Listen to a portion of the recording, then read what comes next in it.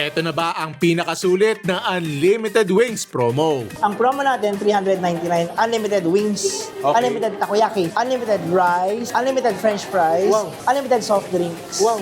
Grabe na bang food trip sa Makati yan? Pero hindi lang yan ang sulit at masarap sa Makati. Sa video na to ay iikot tayo para sa iba't ibang klase ng food trip. Mula sa para sa akin ay best chicken inasal na talaga namang dinudumog.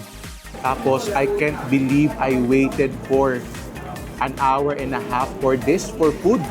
And I mean everything. Tapos lipat tayo sa isang legendary na tapsihan pero hindi yun ang the best dyan, kundi yung kanilang kilawin na lechon kawali. Papa, masarap ka pero san tabi muna kita.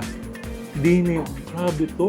And make sure to watch until the end para sa perfect ending to this food crawl na isang nag-trending na dessert na meron din pala sa Makati. Makati Food Trip, let's go! Sisimulan natin ang food trip natin sa Makati. Sa para sa akin ay Best Inasal in Manila sa Bacolod Chicken House Express. Yan, inagahan natin before opening. Narin na tayo, kita nyo. May mga tao na. Maya-maya are, lalo na tanghalian ay punong-puno na ng tao. Yan, nari yung menu nila. Siyempre ako laging paa. Sana may paa ako kasi minsan nauubos yan eh. Tapos ako lagi din ni isol pero para maiba, magano ako, batikulon. Tapos matik, garlic rice. Yun lang, kami opening nagpunta. Pero mga 11:30 pa daw makakapag-take ng order. Kasi may nag-advance order daw ng takeout. Ang dami daw. Sorry ang kanilang tinatrabaho may own. Bah, yain na, narinig na napaibig na sa amoy. Hihintayin na. Grabe, isang oras pa daw bago lumabas yung chicken. Kasi nga may bulk order sila. Kaya pala hindi pa siya masyadong puno. Siguro yung iba nag-aalisan pag sinasabi. Pero we're gonna wait for more than an hour for Bacolod Chicken House Express. And I'm telling you, it's worth it. Nagulat din siya na 12 to 12:30. Alisa lang tayo, be. Ayaw din naman umalis. Yeah, ganyan yung ano eh. Yung kilala ang Bacolod Chicken Inasal, yung hinihiwa-hiwa habang iniihaw para talaga maluto ang loob. Grabe sa dami niluluto na gayaan ay naano pa nila, na e-ensure pa nila na bawat nilalabas sila ay masarap and perfectly cooked. That in itself is a huge challenge. Yan, are ang order namin kay Aisha yung petsyo. Sa akin na rin paa, saka are, batikulon. That is looking good. That is a beautiful color. And of course, garlic rice. Gawa na tayo ng sausawan. Ayan, gawa na tayo ng sausawan. Pero bago yun, yung natutunan ko kay Chef JP Anglo, lalagyan ng kaunting asin, yung garlic fried rice. Tapos, gagawa tayo ng sausawan. Ang legit na sausawan ng Bacolod Chicken Inasal ay kalamansi at sili. Kalamansi muna. Tapos, sukang sinamak at toyo. Yan. At syempre, huwag kakalimutan, chicken oil on everything. And I mean everything. Yan. Ay hindi ka napapaibig dyan. First bite. Thank you, Lord.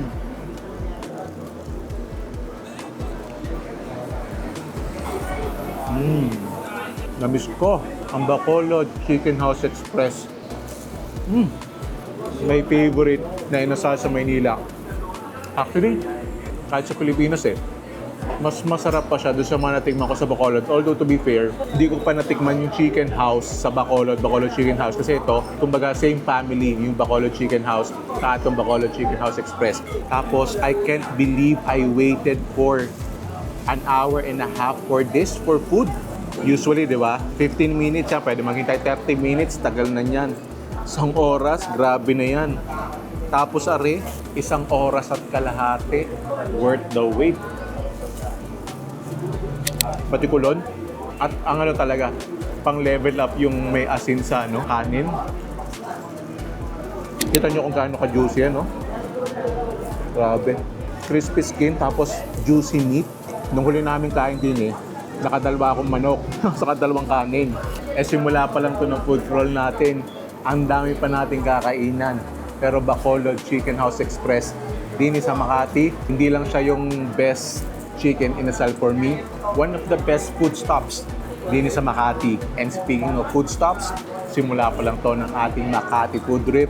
See you sa next one. Yan, narin naman tayo sa tapsihan ni Mama Berna, a legend din sa Makati. I've heard great things. Ari ang kanilang menu. Ang masarap daw dito yung lechon kawali with rice Pero, no ako nag-research, ari daw ang the best na dyan, yung kilawin lechon kawali with rice. Yan ang o-orderin natin. Tuwa, maliit lang. Ito lang yung dining area niya. Saka, eto, bale, pahaba siya. Yan, pinayagan tayo mag-shoot din Para yung lechon kawali para sa kilawin, bali do double fry lang. Na fry na. Yun, atlas daw. Malakas daw ang talsik. Layo-layo tayo ng kaunti. Tapos pag umorder ka ng kilawin, tatanungin sa'yo kung spicy ang gusto mo. Siyempre, matik tayo spicy. Maya-maya tingnan natin na rin pag nag-settle down na para makita natin kung gaano kalutong iyan. Chinap-chop ng sibuyas para sa kilawin. Tapos tenok ko spicy, yes. Hindi dadamihan ng sili. Nung nakita ko yung tapa nila, tapos sabi niya, Madam Ari daw ay talagang timpla nila. Kaya order na rin ako. Dadagdag na natin yan. Nilagang baka, boss. May sabaw sila. Nilagang baka. Yun. Nasa takore. Yung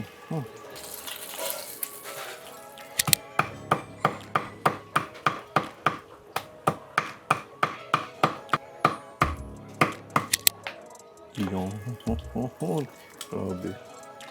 Sari yung tapa nila. Nalo-halo na.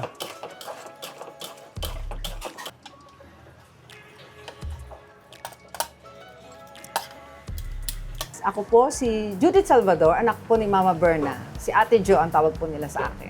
Tagal na po ito since ito na po pinang-aral sa amin, mga magkakapatid. Mga 30-40 years ago na po ito. Opo. Ito na po ang original na pwesto niya. Opo, dito na po Dito na talaga. po Hindi na talaga. po talaga to dati. Itsura nito, nirenovate lang namin. Nagluto si Mama po dati ng mga lutong ulam, mga lutong bahay. Ngayon po, ang pinaka-bestseller namin, lechong kawali, tapsilog. Mostly, lahat naman po moving tsaka yung kilawin lechon po. Lahat naman po. Everyday po, bago yung mga stocks namin. Niluluto po, willing naman po sila to wait, tsaka sariling timpla po namin, yung tapa namin, lahat po, sariling timpla. Matagal na po talaga kasi kami dito. Ngayon lang po talaga kami nakilala ng husto dahil sa mga ibang mga vloggers din. Dati naman po, hindi naman talaga. Legit naman po, sabi ng mga customers namin, sulit naman po lahat ang binabayad nila. For the longest time, gusto ko talagang timusan aring tapsihan ni Mama Berna. Yan. So yung tapa nila looks basic sa mga tapsihan natin. Hindi ito yung pinaka-excited ako subukan, pero since this is a tapa place, timusan na rin natin. Yan. First bite. Thank you, Lord.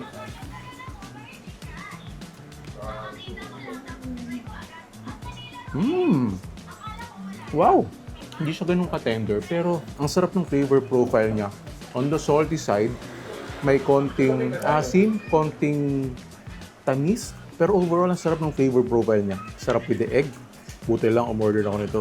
Siguro ito yung, kumbaga, talagang nagpa-legendary sa kanila. Ayos nga rin naman Pero, the reason why we're here, pero bago lahat, tayo magsasabaw muna. Nag-uulan tayo hihigop muna ng sabaw. Tapos, lagyan natin ng chili oil. Yan. Hihigop muna tayo ng sabaw. Nice. Ito na. Grabe to. Parang ngayon lang ako nakakita ng kainan na may garning recipe. So, yung crispy na lechong kawali na legendary din. Actually, masikat yun sa tapan nila. Tapos, serve na walang tokwa. Baboy-baboy lang. Serve with rice din yan.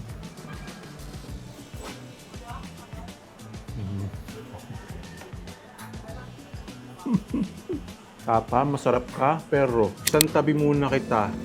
Dini, grabe to. Basically, very good na tokwat baboy sauce on the sweet side. Kaya this works, alam niyo kung bakit. Kasi yung the sweetness ng sauce, it cuts through the fatty richness of the pork. Tapos yung pork, malambot, crunchy.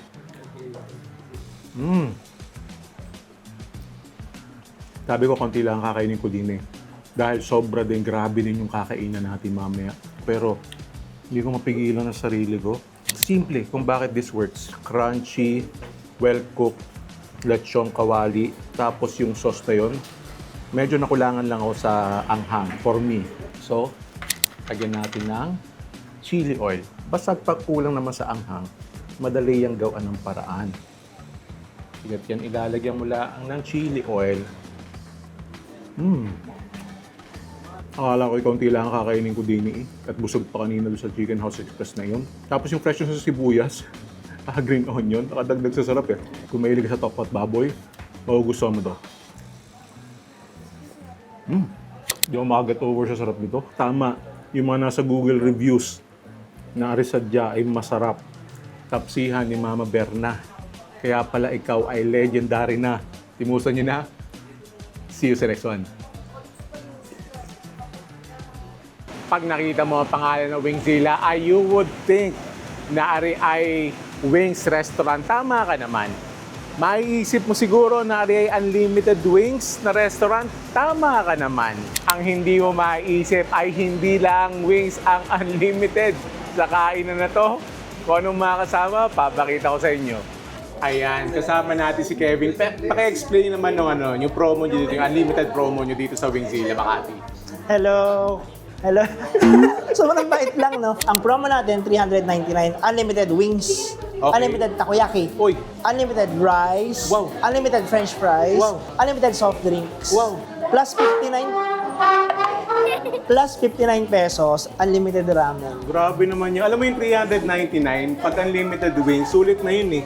Tapos ang dami pang addition. Tapos mag-a-additional ka lang ng 59 pesos, unlimited ramen pa yun. Around 12 flavors ang Wingzilla. Yung 10 doon, mainstay. Yung 2 doon, nagpapalit kami every now and then.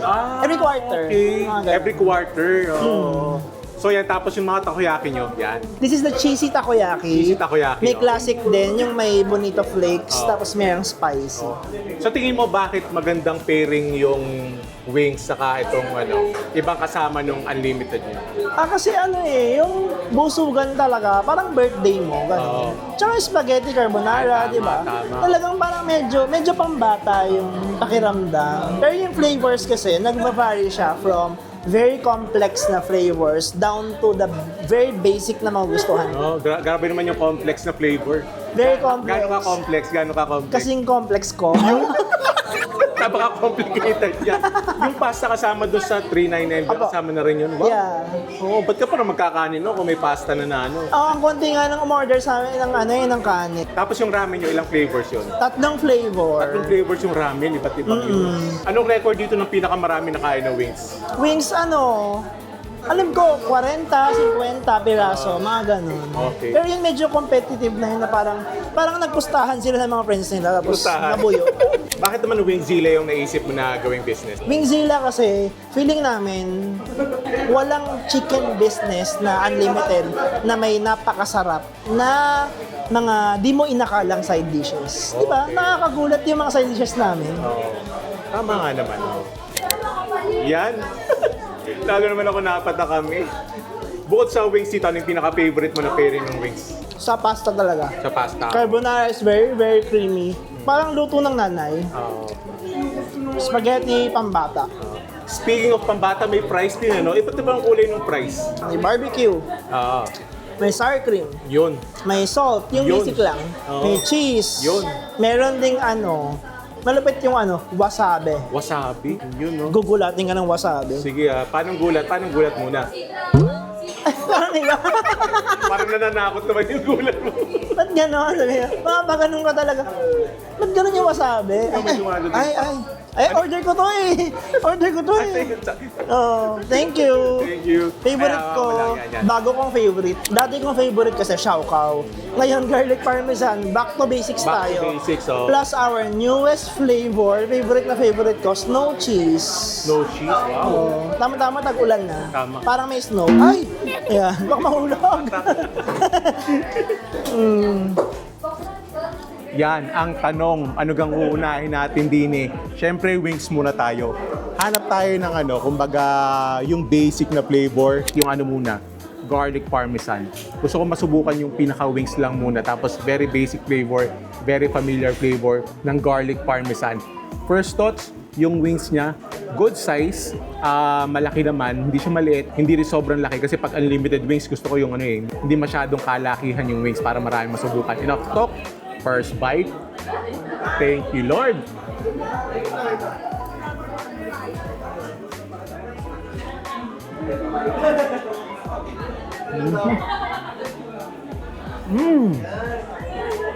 That is good garlic parmesan, crispy wings, juicy. Baba muna kita para makatry tayo ng iba. Gusto ko matry itong Chinese Xiaokao. Mahilig ako sa Xiaokao eh. Yung Xiaokao, Chinese barbecue yan. So parang sila lang yung alam ko na merong ganitong flavor sa wings. Yan.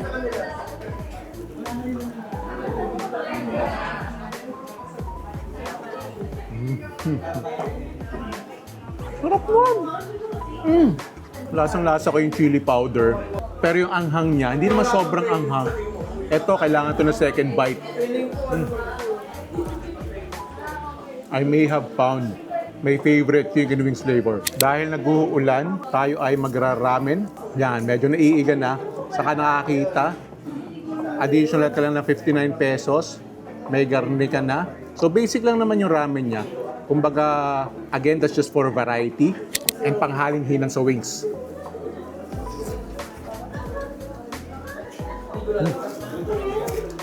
Ito medyo may anghang. Tapos itong mga fries na to, iba dyan, may bawas na. Si Aisha kasi, bumawas na ng bumawas din eh.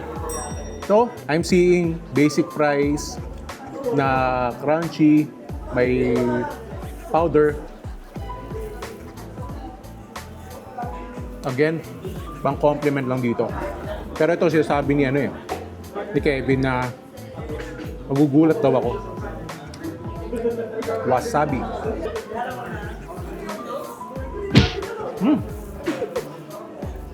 Wasabi nga. May anghang Tapos dahil Japanese flavor na yung wasabi, tutuloy na natin sa takoyaki. Bawat kain mo dito, mapapaisip ka na sino nakaisip na isama ang mga sa unlimited wings? Okay yung takoyaki nila. Yung crispy on the outside pa. Tapos, ito naman parang birthday. Birthday ko ba ngayon? Happy birthday. Ito ang talagang classic na kasama ng chicken wings. Yan. So, judging from the color, this is Pinoy spaghetti. Just judging from the look of it, Pinoy spaghetti. Something that we're all familiar with. Yun na. Sweet Pinoy style spaghetti. Ito yung unlimited na. Pag what's next, what's next? Kaya naman tayo. Kuha tayo ng Japanese curry. Medyo kakaiba rin to. Ngayon lang ako nakakita din ng Japanese curry flavor na wings. Nandun nga yung sweet Japanese curry flavor. Sarap nung sa rice. Kung di lang ang masarap na pasta ang kasama niyan, sarap mag-rice. Tapos, sabi ni Aisha, gusto daw niya try itong mango habanero. Uunahan ko na siya sa mango habanero. Yung sticky mango habanero flavor should be sweet and a little spicy.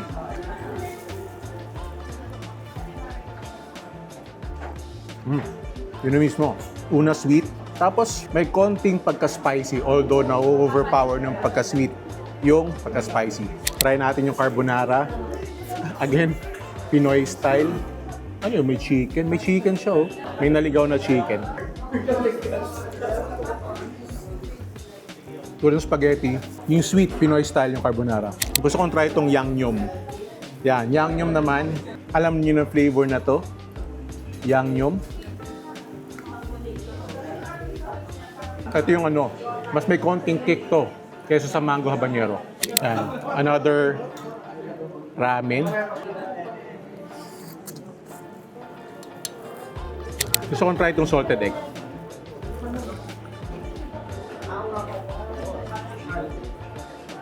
Yung crispy ng chicken. Very subtle lang yun. yung salted egg flavor. Ito naman, another classic, New York Buffalo.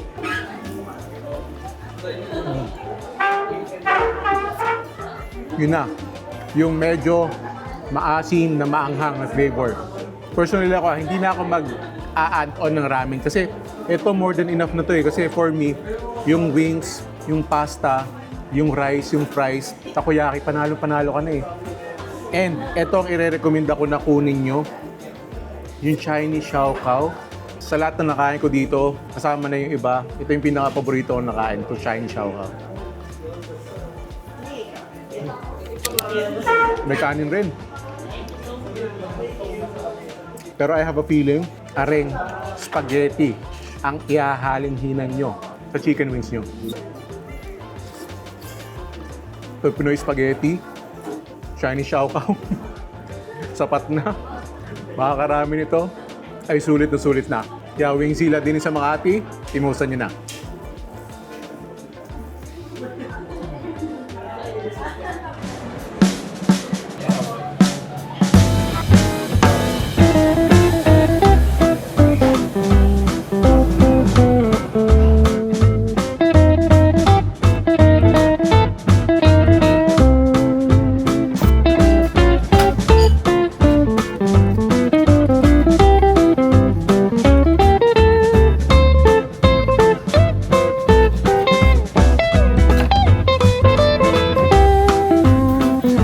Ayan, mabilisan na food stop lang. Nandito tayo sa The Grit kasi may kinainan tayo for a different vlog. Tapos nakita ko to, yung Elborn Cheesecake. I've been meaning to try this for the longest time. Meron silang stall dito. Hi, arena napapanood ko sa social media. Yun, no? Grabe naman pagka-creamy niyan. Tagal ko na rin gusto subukan. Looking good. First bite. Thank you, Lord.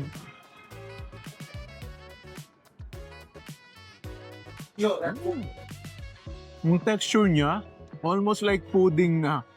Ang creamy. Pero lasa mo yung cheesecake. Nandun pa rin yung essence ng pagka-cheesecake niya. Lasang-lasa mo yung cheesecake. Nice touch yung salt, ha. Nagdagdag ng salty components saka yung lemon zest. Tapos ito, kumbaga, this holds it together. Masarap nga nito. Kaya naman pala nag-trending to. Mukhang meant to be na masubukan ko sa Diare. Yan tayo sa bandang Aredo kukuha. Yan. Grabe naman yung ending ng ating Makati food crawl. Yung matagal ko nang gustong subukan sa BGC. Meron pala din sa Makati. Meron ba ako na-miss na food trip din sa Makati na kailangan kong puntahan? Let me know in the comment section, puntahan natin yan. Pero hindi pa dito natatapos ang ating food crawl. Kung napitin kayo, tuloy-tuloy ang food trip natin dito. At syempre, huwag kakalimutan, click on the subscribe button and notification bell para kita-kita tayo sa future food trips. Thank you for watching. I'll see you in a bit.